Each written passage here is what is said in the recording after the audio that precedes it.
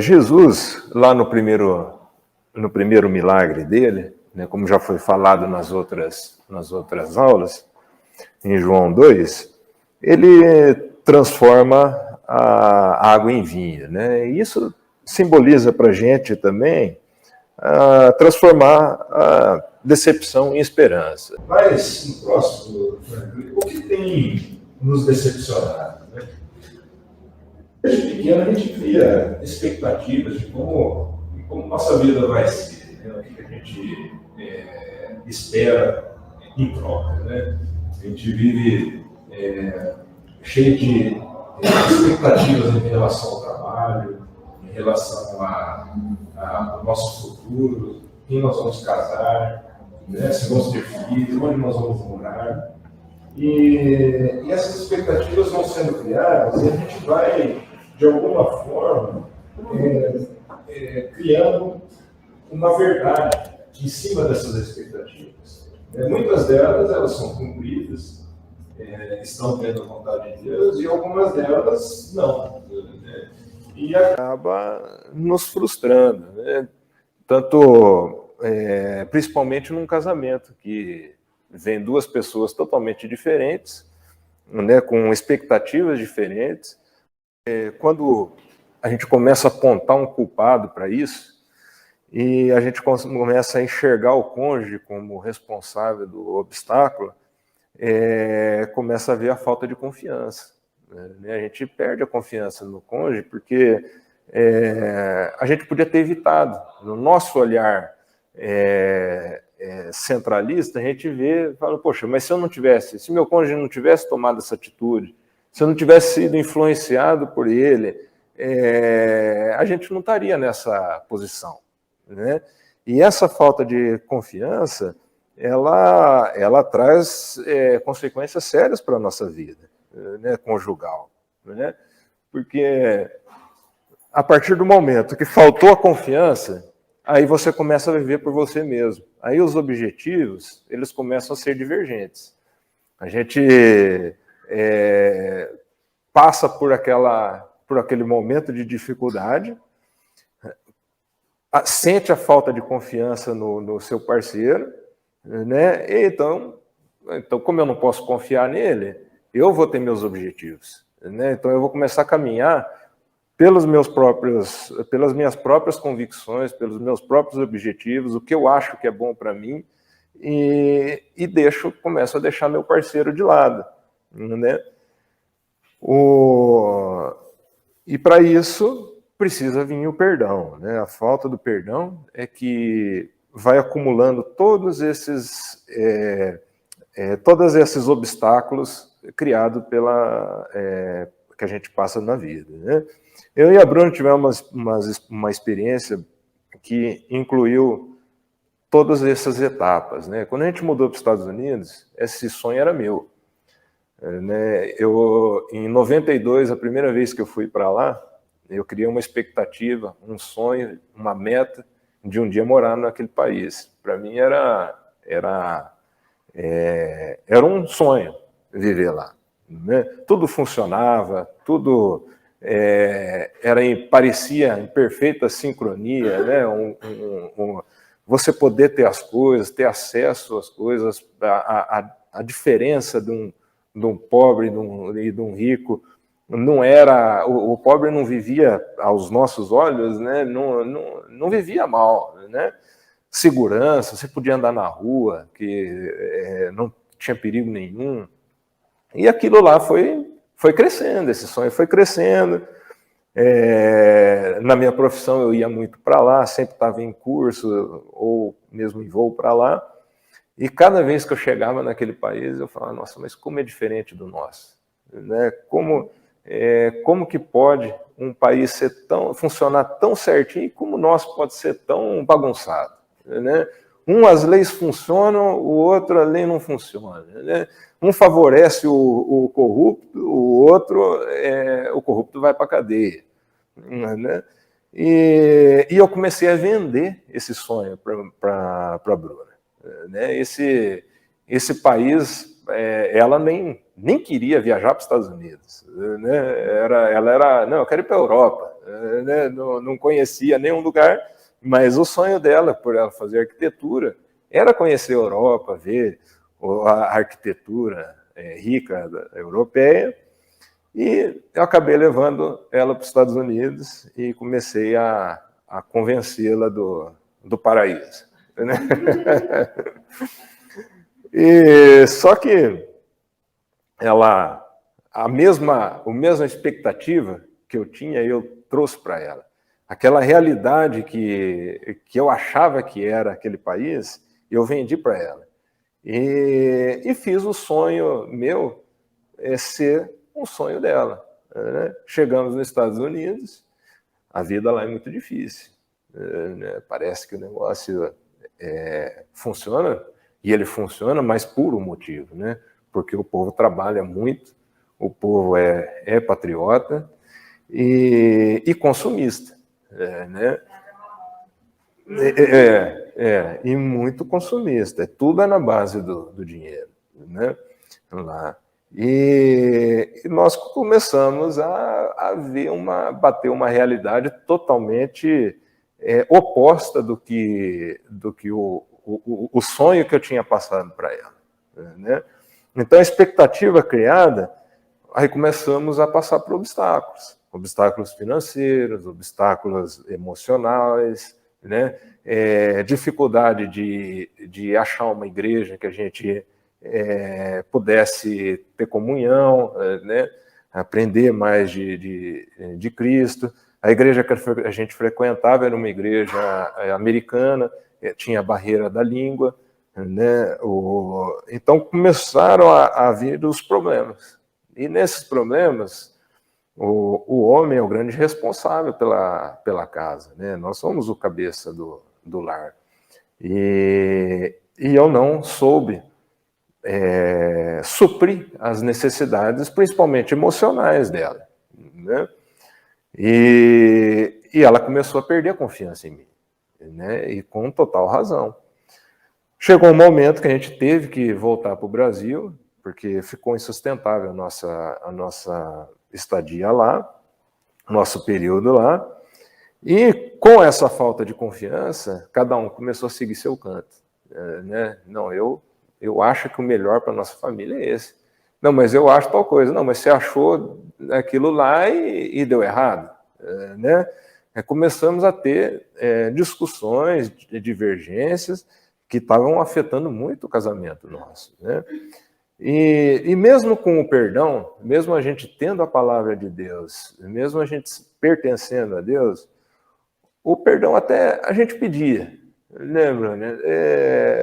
Não, você me perdoa, havia aquele arrependimento, mas sempre esse assunto voltava. Sempre esse assunto voltava, e isso era pesado para nós dois, né? Tanto para ela, que foi a grande prejudicada na história, e quanto para mim, porque eu perdi o papel do provedor, do homem de casa, que cuida do seu lar, que cuida da sua família, das suas filhas. E nós tivemos uma grande ajuda de um casal da igreja, que nos fez ver quão pequeno eram nossos problemas e quão grande eram os planos de Deus para a nossa vida, né? Para o nosso casamento, para nossas filhas, para a criação das nossas filhas. E isso nos fez, através deles, Deus nos mostrou. O Espírito Santo tocou no meu coração, tocou no coração dela, e vimos que o nosso objetivo é um só, né? É servir a Cristo, né? E ser exemplo, aonde que a gente estiver. E o exemplo começa dentro de casa. Né? Aí nós conseguimos passar por essa dificuldade. Né? Mas no próximo slide, sempre quando a gente passa por alguma dificuldade, quem tem a razão? Né? A gente tem a tendência de apontar para o outro, né? a culpa. Eu tenho a razão. Né? E aqui, Jesus, quando estava junto com os discípulos, né, ele estava passando falando sobre já a sua morte, né, que ele ia ser entregue lá em Lucas 9, se vocês quiserem abrir, lá fala, e suscitou-se entre eles uma discussão sobre qual deles seria o maior. Mas Jesus, vendo o pensamento de seus corações, tomou um menino e pô-lo junto a si e disse-lhes, qualquer que receber este menino em meu nome, recebe-me a mim. E qualquer que me receber a mim, recebe a quem me enviou. Porque aquele que entre vós todos for o menor, esse mesmo será grande. Aqui Jesus alerta os discípulos, né, vendo que ali suscitou ia suscitar uma divisão, né, porque quem será que substituiria Jesus? Né? E tem uma igreja que passou por um problema, o pastor titular nessa igreja, ele estava com câncer e começou a ter problemas com os outros pastores, para ver quem que ia substituir o pastor titular. Né? E ficou uma situação muito ruim. E o pastor acabou sendo curado do câncer, voltou para a igreja como titular e como resolver essa situação. Né? No nosso lar, como que a gente resolve? Né? Porque se eu acho que eu tenho razão, minha esposa acha que ela tem razão, alguém tem que ceder. Né? E Jesus nos alerta aqui, porque quem será, o que for menor, esse será engrandecido. Né? Por quê? Porque o perdão, mesmo você sabendo, no fundo, não, eu acho que eu tenho razão, né? Mas não sou eu que vou convencer meu cônjuge, é o Espírito Santo que vai tocar na vida do cônjuge. Né? E quanto mais eu diminuir e mais Cristo for presente na nossa vida, mais ele vai trabalhar, mais a gente vai ser usado como exemplo para o nosso próprio cônjuge, para os nossos próximos, que Cristo habita em nós, né? E essa é a grande diferença de um casamento firmado em Cristo. Entendeu? Bom dia. E no próximo slide. Mateus 18, 21 a 35. Ali, ele fala sobre o perdão.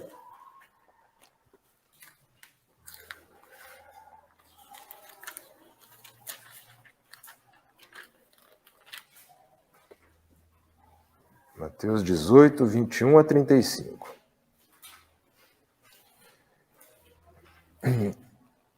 Aqui, nós não vamos ler inteiro, porque vai tomar muito nosso tempo, né?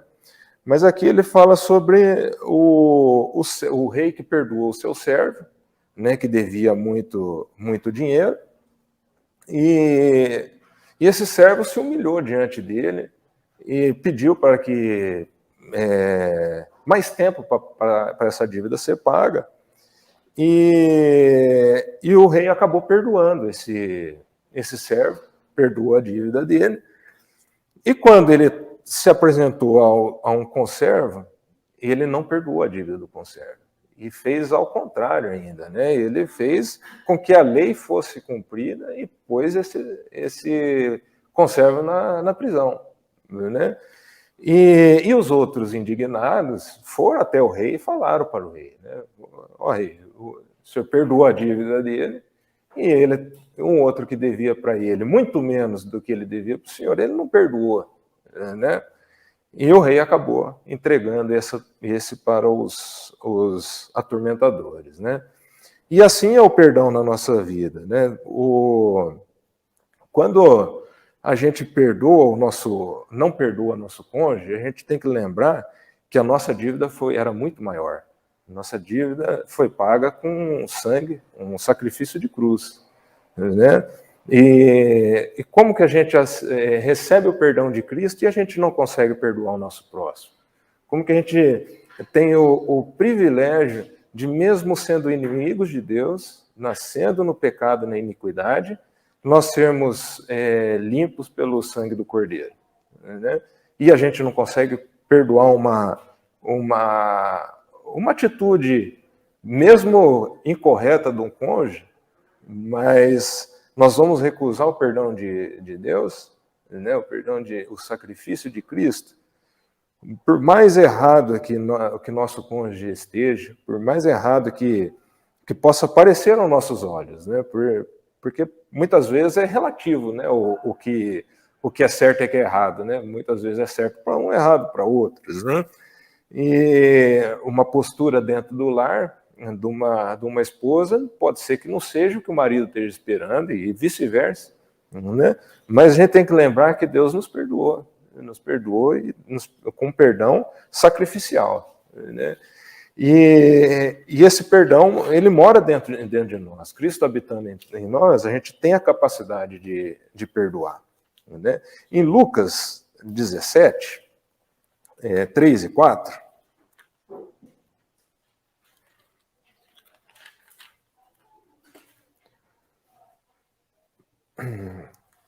ele fala, 3 e 4, olhar para vós mesmos, e se teu irmão pecar contra ti, repreenda-o. Se ele se arrepender, perdoa-lhe. E se pecar contra ti 7 vezes no dia, e 7 vezes no dia vier contigo dizendo arrependo-me, perdoa-lhe. Aqui, Jesus quer dizer que não importa o quanto a gente erra, porque nós somos falhos e nós vamos errar. Nós vamos decepcionar nosso cônjuge, nós vamos decepcionar as pessoas ao nosso redor e nós vamos ser decepcionados também, né? Com o mesmo perdão que a gente espera que a pessoa nos perdoe, a gente também tem que perdoar o nosso cônjuge. No próximo, entra a nossa oração. Porque sem comunhão com Cristo, a gente acaba se perdendo nas nossas próprias expectativas e no que o mundo é passado por nós, né? Então nós temos que estar sempre estudando a palavra de Deus e sempre orando, né? Orar sem cessar, porque o inimigo ele anda ao derredor e o que ele mais quer atacar é o lar, é a família, né? Porque a família é uma instituição criada por Deus, né? Então temos que estar atentos. Só que nós temos orado para que a vontade de Deus seja cumprida ou a nossa vontade. Como que a gente tem orado? Porque aqui em Lucas 18, Jesus fala aqui do publicano orando, né? O publicano, ele era, o fariseu, quer dizer, o fariseu ele era conhecedor da lei, conhecia, sabia as leis de cor, né? E ele se gabava da sua postura, né? Ali ele orou para Deus, falando: graças te dou porque eu não sou como os demais homens, né? A oração dele nem era para Deus, né? Era para ele se engrandecer perante Deus, né? E eu não sou roubador, não sou injusto, adúltero, né? E nem ainda como esse publicano, né? Então, muitas vezes, a gente acaba orando para Deus para mudar a atitude do nosso cônjuge que a gente acha que está errada, só que a gente não vê o que está acontecendo com a nossa vida, né? O que nós temos posto no nosso lar, nas nossas atitudes, que não agrada a Deus, e a gente sobe num pedestal apontando o defeito do cônjuge, né, e se pondo numa situação elevada, né, de superioridade, né? E aí o publicano, todo humilde, ele fala lá que, poxa, eu sou pecador, né, tenha misericórdia de mim, né? Essa é a nossa oração, né? Tenha misericórdia, que o Senhor toque no meu coração, que o Senhor me mostre as minhas falhas, os meus erros. A gente olhando hoje para trás, o que Deus tem trabalhado nas nossas vidas, as mudanças que têm sido feitas de caráter, de atitude, né? A gente consegue ver o trabalhar do Espírito Santo, e isso não é nosso, né? Essa é a vida de Cristo cada vez mais moldando o nosso caráter, a gente esvaziando nós mesmos e Deus formando o caráter dele na gente. No próximo, por favor, Frank. A fé, esperança e amor. Lá em Romanos 12, alegrai-vos na esperança, sede paciente na tribulação e perseverai na oração. Aqui já nos dá uma ideia de que nós vamos passar por tribulação. Não existe um casamento perfeito, um casamento sem briga. É impossível. Duas pessoas criadas em circunstâncias diferentes, em lares diferentes, se dá tão bem juntas, 24 horas por dia, sem ter uma briga, sem ter uma discussão. E passando por tribulação, vamos perseverar na oração. Não esquecer que Jesus nunca vai nos abandonar. A obra que ele fez, o que ele trouxe para a nossa vida, nos incluindo na morte e ressurreição, trazendo todo o nosso pecado naquela cruz, nos perdoando. E nós temos que ser pacientes, sabendo que nossos pecados já foram perdoados, a gente já é salvo, e isso tudo agora serve para o nosso melhor convívio aqui. Quanto mais a gente perdoar, quanto mais a gente passar por tribulações e na esperança em Cristo e no amor, a qualidade de vida nossa aqui vai ser melhor. Em 1 Coríntios 13, fala agora, pois, permanecem na fé e na esperança e o amor. E desses três, o maior deles é o amor. Por quê? Porque Deus é amor. Essa é a característica dele. No próximo slide, o cartão de visita do cristão. A gente, na temporada passada, falou sobre o cristão é o único que pode chamar Deus de Pai. Mas e a nossa vida? Como que a gente se identifica como cristão? O que o mundo vê e o nosso cônjuge também vê em nós, esse cartão de visita? O advogado, você vê no tribunal de terno e gravata, você sabe, aquele ali é o advogado, o juiz de capa preta, no hospital, os médicos, os enfermeiros, a gente sabe distinguir. E o cristão? Lá em João 13, 34 e 35, fala: um novo mandamento vos dou, que vos ameis uns aos outros, como eu vos amei. Que também vós ame uns aos outros.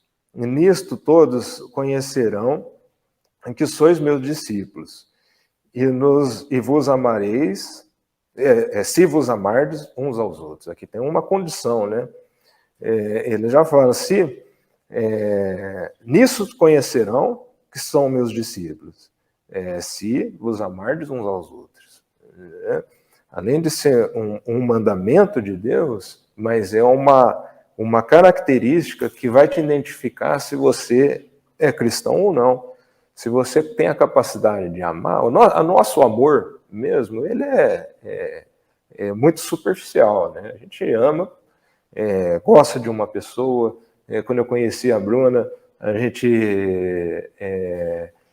se apaixonou, esse amor terreno, a gente tem essa capacidade, Mas o amor ágape, de entregar a sua vida pelo próximo, esse é um atributo de Deus, E ele coloca em nós, e nós temos que praticá-lo. João 3,16, muito conhecido, porque Deus amou o mundo de tal maneira que deu seu único filho para que todo aquele que nele crê não pereça, mas tenha vida eterna. O amor de Cristo nos salvou. E esse amor que nós temos que transbordar dentro de casa para o nosso cônjuge. Em Tito 2,14, o qual se deu a si mesmo por nós para nos redimir de toda iniquidade e purificar para si um povo seu especial, zeloso e de boas obras. Né? O sacrifício não foi em vão. Né? Nós agora somos um povo selecionado por Cristo, e especial, zeloso e para boas obras. E no próximo slide, Jesus fala de novo só que aqui ele não dá como um novo mandamento, ele fala o meu mandamento é este, né? Que vos ameis uns aos outros assim como eu vos amei. Ninguém tem amor maior do que este, de dar de dar alguém a sua vida pelos seus amigos. Vós sereis meus amigos se fizerdes o que eu mando. O que ele manda? Amar uns aos outros. Entendeu? Não vos chamareis servos, porque o servo não sabe o que faz o seu senhor, mas tenho-vos chamados amigos, porque tudo quanto ouvides de meu Pai, vos tenho feito conhecer.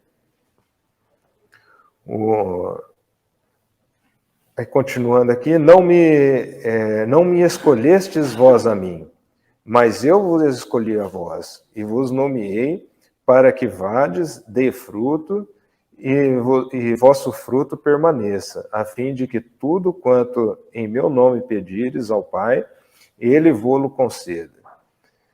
Isto vos mando, que vos ameis uns aos outros. Para começar, aqui, ele fala que não foi a gente que escolheu ele, né? E sim ele nos escolheu. Né? A graça dele foi tão grande, porque se a gente não teria capacidade de escolhê-lo, porque nós nascemos mortos nos nossos pecados, em delitos e pecados. Né? Mas ele nos atraiu naquela cruz, fez a sua obra e colocou o seu amor em nós. Né? E hoje a gente é capaz de perdoar, de fazer a decepção, não só em esperança, mas em conclusão de um casamento segundo o coração de Deus. Né? No próximo slide, em Romanos 5, de 1 a 5, fala, tendo sido, pois, justificados pela fé, temos paz com Deus por nosso Senhor Jesus Cristo, pelo qual também temos entrada pela fé a esta graça, na qual estamos firmes e nos gloriamos na esperança da glória de Deus. E não somente isto, mas também nos gloriamos nas tribulações, sabendo que a tribulação traz a paciência. A paciência traz a experiência, e a experiência a esperança. E a esperança não traz confusão, porquanto o amor de Deus está derramado em nossos corações pelo Espírito Santo que foi nos dado. Nós, quando a gente passa por tribulações no nosso casamento, na verdade a gente tem que dar graças a Deus, porque essas tribulações, aqui fala para nós nos gloriarmos nas tribulações, porque elas vêm para o nosso crescimento, né? E a gente crescendo em Cristo, experimentando passar tribulações juntos, um casal, nós vamos ter uma experiência de esperança, e uma esperança sem confusão, uma esperança que é o Espírito Santo que nos dá.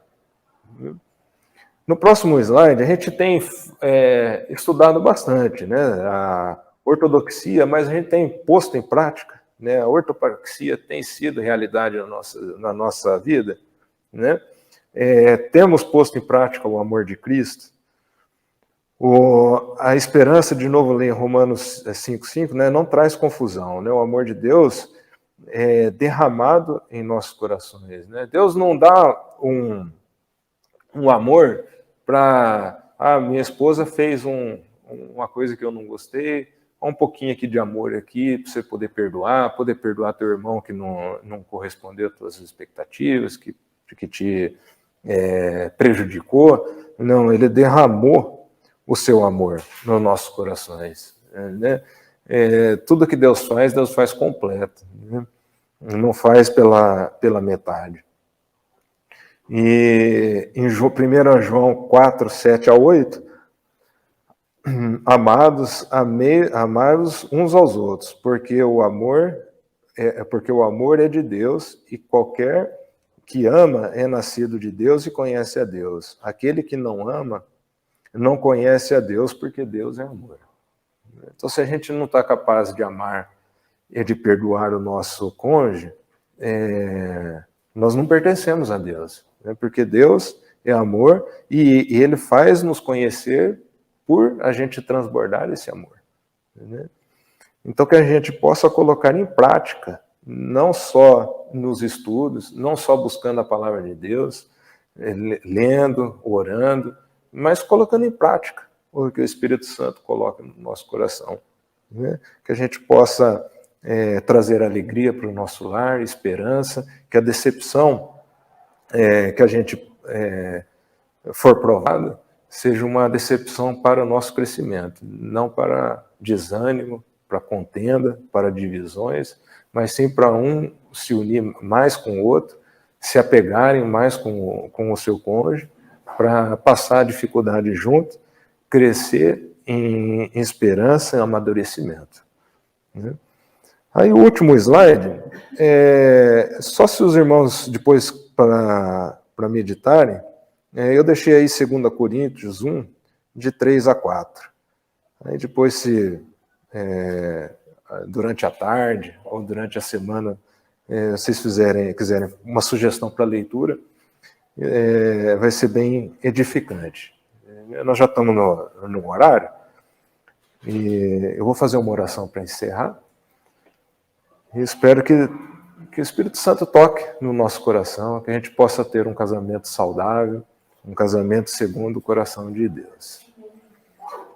Pai querido, de novo, Pai, quero colocar em Tua presença, Pai, os lares daqui dessa sala, Pai, os que não puderam vir também, Pai, que o Senhor esteja trazendo esperança nas decepções, que a gente possa estar cada vez mais, Pai, unido um com o outro, com o amor de Cristo, que a gente possa desfrutar, Pai, desse amor que já está dentro de nós, que a gente possa pôr em prática, que nada que aconteça, Pai, seja para a confusão, mas sim para a união.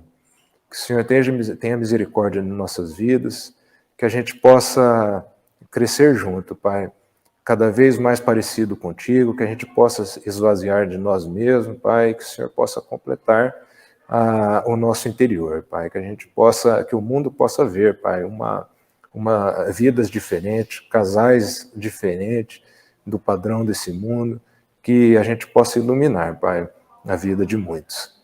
Em nome de Jesus, amém.